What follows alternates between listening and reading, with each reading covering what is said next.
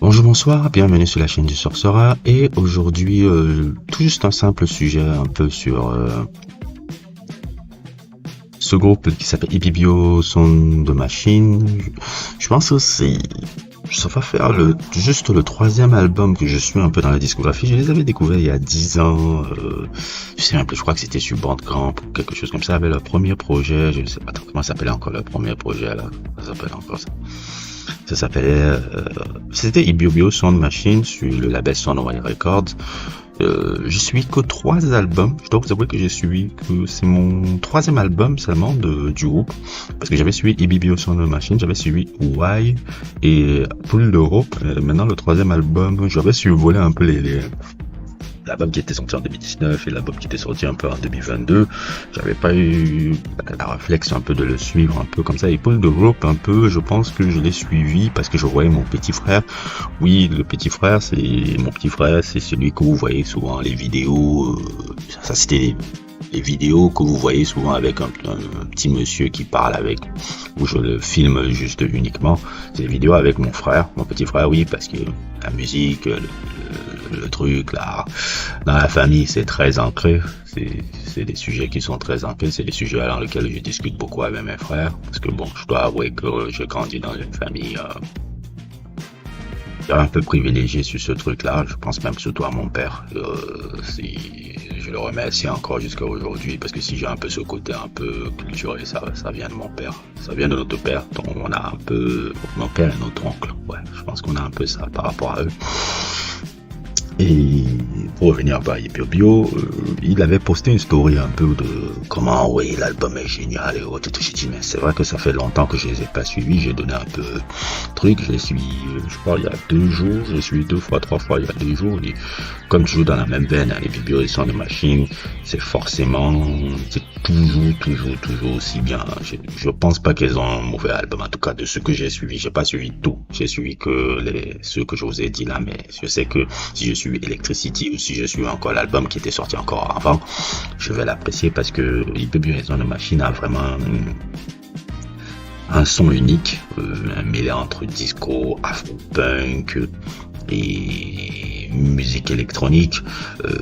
On va pas faire les comparaisons, mais parfois ça y a aussi un peu des éléments un peu de la pop sud-africaine, un peu que tu peux voir un peu l'influence un peu d'une femme comme Brenda Fassie et son groupe là. Comment ça s'appelle encore son groupe là? C'est Brenda Fassie qui était un peu la Madonna des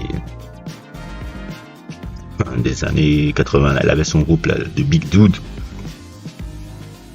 Enfin, Eno Williams, un peu les gens de Ibibio Sound Machine, un peu, ça me fait penser un peu à eux, un peu. Il me fait penser parfois à Brenda Fassie aussi, même si Brenda Fassie vient du Sud-Afrique, là où elle vient un peu du Nigeria. Il y a des références un peu à la pop sud-africaine, un peu des années 80. Je pense pas que c'est pas une influence. Je pense pas qu'ils n'ont pas puisé aussi musicalement là-bas. Donc Pool de Rope un peu continue encore le bienfait là, parce que vraiment là on est beaucoup plus même dans quelque chose qui est dance et disco aussi. Des sons qui m'ont beaucoup plu dans l'album, c'est le son que vous entendrez en fond là qui s'appelle MC.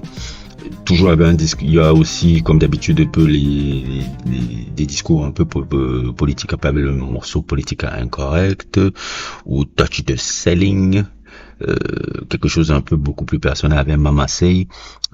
Ibibio Sound Machine, le dernier album, fait partie aussi de mes petits coups de cœur.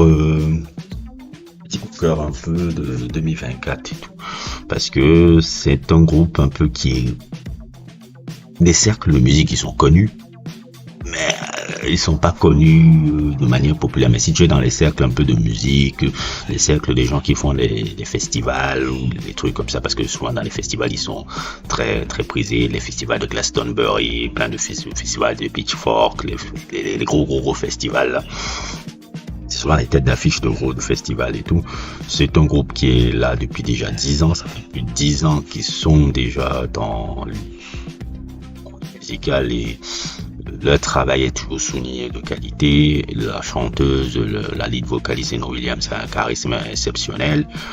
Tout ce que je peux vous dire, c'est d'écouter cet album-là. Si vous n'avez pas encore découvert encore la discographie de Ibibio Sound Machine, Boule d'Europe est le premier album où vous pouvez vraiment découvrir un peu ce fabuleux groupe-là. Je ne vais pas pousser avec des analyses psychophilosophiques ou quelque chose comme ça. Moi, je vous présente l'album. C'est à vous maintenant de faire l'effort, de partir cliquer, de partir truc et de partir prendre le temps de le suivre et de l'apprécier à votre juste valeur, quoi. Donc c'est un peu ça. Donc moi c'était ça. Je voulais vous faire une petite présentation un peu de ce groupe-là, sans pour autant aller dans quelque chose de trop en profondeur. N'hésitez pas à liker, n'hésitez pas à vous abonner et à plus pour d'autres aventures.